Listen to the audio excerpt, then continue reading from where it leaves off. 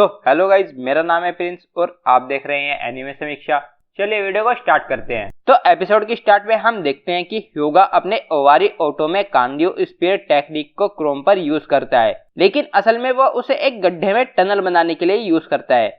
ह्यूगा कहता है कि ऐसा लग रहा है कि मेरे कांडियो स्टाइल का मिसयूज किया जा रहा है। तो कोहाको उससे कहती है कि तुम्हारी यह प्रोग्रेस तो काफी ब्यूटीफुल है। फिर सुकासा कहता है कि लेकिन हमें बेडरॉक को तोड़ने के लिए साइंस ब्लेड यानी कि ड्रिल की जरूरत है। तो क्रोम कहता है कि सही कहा, हमें कासेकी की जरूरत है। और फिर हम देखते हैं कि कासेकी ड्रिल बना लेता है। फिर रियोशी आकर कहता है कि अब हमें इस ब्लेड ऑफ साइंस को लैब कार के साथ क्रोम तक पहुंचाना होगा। फिर हम ड्रिल को लैब कार में रखा हुआ देखते हैं और हानादा किंडो से कहती है कि टनल बनाना काफी बड़ा काम है, तो जो भी डिलीवरी करेगा उसे उनकी हेल्प भी करनी होगी। तो रियोशी वहां आकर उनसे कहता है कि अब हमारे बीस्टमैन का उसका काम करने की बारी है। तभी हम देखते हैं कि टाइजू सेंकू के रूम में आ जाता है और वहां लूना और उजुरिया से कहता है कि तुम सेंकू का ध्यान रखना। और फिर हम देखते हैं कि टाइजू लैब कार को लेकर वहां से निकल जाता है। कार्लोस और मैक्स उसे दूरबीन से देख रहे होते हैं। कार्लोस कहता है कि शायद हम में से किसी एक को उनके पीछे जाना चाहिए। तो वो दोनों एक दूसरे से कहते हैं कि मैं यहीं मिस लूना के पास रुकता हूँ, तुम जाओ।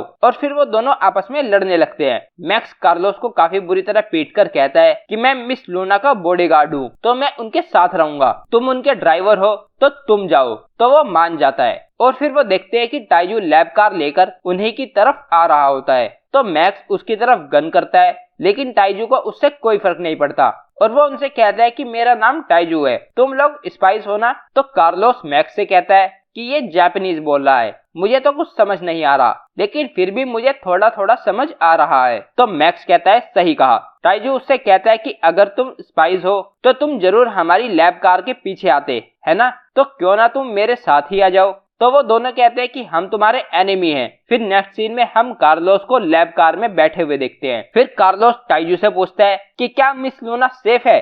तो वो कहता है कि मुझे इंग्लिश सही से नहीं आती, लेकिन शायद तुम लूना की बात कर रहे हो। और वो उसे बताता है कि लूना सेफ है और वो उसके फ्रेंड का ध्यान रख रही है। रियोशी ने हमें बताया कि वो एक स्पाई है, लेकिन मुझे उससे फर्क नहीं पड़ता, वो सेंकू का ध्यान रख रही है और मेरे लिए इतना ही काफी है। तो कार्लोस सोचता है कि मुझे बिल्कुल भी जापानीज नहीं आती, लेकिन लगता है कि वो बुरा आदमी नहीं है। और फिर मिनामी हानादा और उजुरिया से पूछती है कि क्या टाइजू के पास ड्राइविंग लाइसेंस है भी। और फिर हमें पता चलता है कि टाइजू को सही से ड्राइव करना नहीं आता और वो काफी बुरी तरह से कार चला रहा होता है। तो कार्लोस उसे हटाकर खुद ड्राइव करने लगता है और वो उसे बताता है कि वो एक प्रोफेशनल ड्राइवर है। फिर हम देखते हैं कि किंडो रियोशी से पूछता है कि क्या लैब कार के पीछे उनके स्पाइस नहीं आएंगे। तो रियोशी उसे बताता है कि टाइजू वहां पहुंचने से पहले उकियो से मिलेगा और अगर कुछ भी कार की स्पीड जितना तेज होगा तो उकियो उसे जरूर सुन लेगा। फिर हम देखते हैं कि टाइजू वहां पहुंच जाता है और वो कार्लोस को एक पेड़ से बांध देते हैं। तो टाइजू कहता है कि तुमने इसे बांधा क्यों है।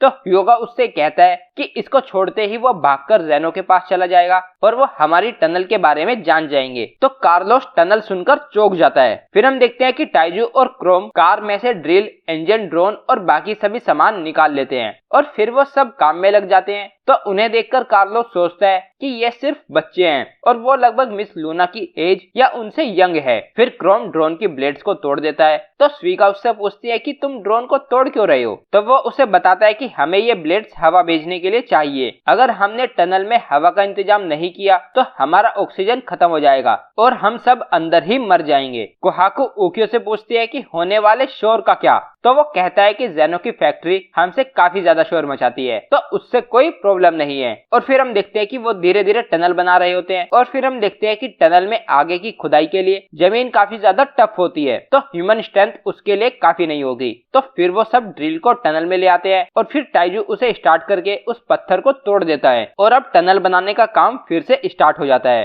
तो वो सभी खुश हो जाते हैं और ये देखकर कार्लोस को विश्वास नहीं हो रहा होता। फिर नेक्स्ट सीन में रियोशी कहता है कि एयर, लैंड और सी सभी इम्पोर्टेंट है और फिर वो सभी को प्लेन और कैरियर बनाने को बोलता है। तो कासेकी उससे कहता है कि लेकिन फिनिशिंग के लिए हमें सेंकू की जरूरत है। और फिर हम देखते हैं कि सेंकू फ्रांशा को बता रहा होता है कि फिनिशिंग के लिए हम कैस्टर बीन्स का यूज करेंगे, उनको तोड़कर मैग्मा और उसके आदमियों से उसे क्रश करवा देना। और फ्रांशा ये सब नोट कर रही होती है। तभी उजुरिया और लूना वहां आ जाती है और उजुरिया सेंकू से कहती है कि तुमको रेस्ट करना चाहिए। तो फ्रांशा लूना से कहती है कि आपके पेशेंट को स्ट्रेस देने लेने के लिए माफ करना, लेकिन सेंकू को साइंस और बैटल में कमांड लेने से कोई नहीं रोक सकता। तो उसके ऑर्डर्स को सभी को समझाने से उसकी रिकवरी आसानी से होगी। फिर सेंकू लूना से कहता है कि मुझे मेंटेनेंस की जरूरत है, स्टेथोस्कोप का यूज करके मेरे दोनों फेफड़ों की सांस को सुनो। तो लूना ऐसे ही करती है और मन में सोचती है कि ये लगभग मेरी ही एज का है, लेकिन वो इस स्टोन वर्ल्ड में अकेला था और उसने शुरुआत से ही सब कुछ खुद ही बनाया। मैं गलत नहीं थी, मुझे पता है कि मैं इसे पसंद करती हूँ, तो मैं इसे बिल्कुल भी मरने नहीं दे सकती। और फिर वो उसे सुनकर बताती है कि तुम्हारे लेफ्ट लंग में तुम्हारी सांसें काफी हल्की सुनाई दे रही हैं और मुझे लगता है कि शायद वहाँ थोड़ा खून है। तो सेंकू कहता है कि तो मुझे एक सुई चुभाकर उस खून को निकाल दो। तो वो सब ये सुनकर काफी डर जाते हैं और फिर लोना वो कर देती है। फिर सेंकू उससे कहता है कि अगर खून निकलने के बाद भी मेरी सांसें हल्की सुनाई दे तो इसका मतलब कि मेरे लंग में किसी छोटे से घाव से खून बह रहा है। तो उस केस में खून को वहीं रहने दो और ब्लीडिंग को रोक दो, और फिर भी मुझे ब्लड ट्रांसफ्यूजन की जरूरत पड़ेगी, तो किसी ऐसे को ढूंढो जिसका ब्लड ग्रुप ए भी हो। फिर सेंकू लूना से कहता है कि मुझे पता है कि तुम हमारी एनिमी के साथ हो, लेकिन तुम ही हो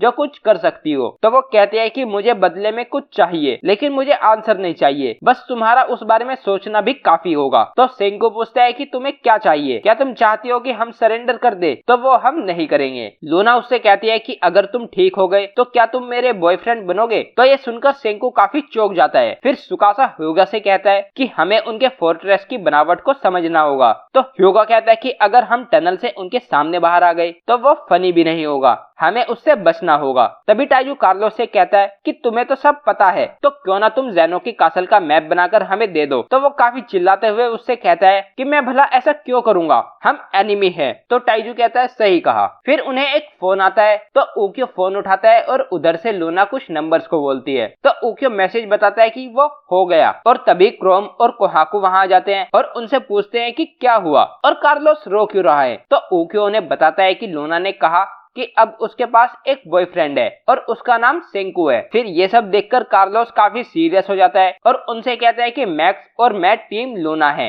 चाहे फिर हम सबको नर्क में ही क्यों न जाना पड़े। और फिर वो उन्हें ज़ेनो के कासल का मैप बनाकर दे देता है। तो योगा उससे कहता है कि तुम एक प्रॉपर एलाय हो और जब हम कैसल के अंदर पहुंच जाएंगे तो हमें लीड करने के लिए हम गेन पर भरोसा कर सकते हैं। तो स्वीका कहते हैं कि लेकिन हमने तो उसे कुछ बताया ही नहीं। तो कोहाकू कहते हैं कि हम यहाँ गेन की बात कर रहे हैं, हम उस पर भरोसा कर सकते हैं कि वो सब संभाल लेगा। फिर हम ज़ेनो के कासल का सीन देखते हैं, जहां हम देखते हैं कि गेन अपने कान में ईयरिंग से उनके मैसेज को सुन रहा होता है और सोचता है कि वो एक कोड है, वो कुछ ऐसा होगा जो सिंपल होगा, लेकिन ज़ेनो उसे समझ नहीं पाएगा और मैं उसे समझ जाऊंगा। और फिर वो समझ जाता है कि वो उसूगी साइफर है। तभी वहाँ काफी शोर होता है, तो वो वुमेन एक गेट खोलकर उसके अंदर चली जाती है और गेट को अंदर से बंद कर देती है। फिर हम देखते हैं कि डॉक्टर ज़ेनो कहते हैं कि ये अमेजिंग है डॉक्टर ब्रोडी, परसों को एक निर्णायक बैटल होगा। फिर हम शिप का सीन देखते हैं, जहाँ लूना बार में फ्रांसा से पूछती है कि अब मैं सेंकू को डेट कर रही हूँ, लेकिन रिलेशनशिप में होने का मतलब क्या है। और फिर वो चिल्लाते हुए कहती है कि हमारे बीच में कुछ नहीं बदला,